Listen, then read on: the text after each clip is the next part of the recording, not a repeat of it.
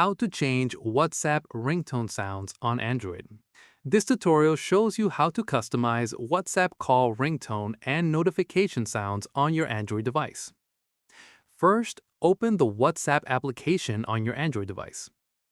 Next, tap on the three dots at the top right corner. Following that, select Settings from the drop-down menu. Now, tap on Notifications to access sound settings. Moving forward, you'll see different notification categories. Tap on Ringtone under the Call section to change your incoming call sound. A list of available ringtones will appear on your screen. Scroll through and tap on any ringtone to preview it. Once you find one you like, tap OK or Select to save it. Afterwards, if you want to change message notification sounds, scroll down. Look for Notification Tone under the Messages section. Tap on Notification Tone to see available sounds. Browse through the list and tap on different tones to hear them.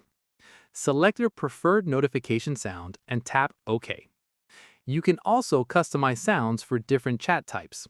Scroll down to find Group Notifications and tap on Notification Tone under it. Choose a different sound for group chats if you want. Tap OK to save your group notification sound.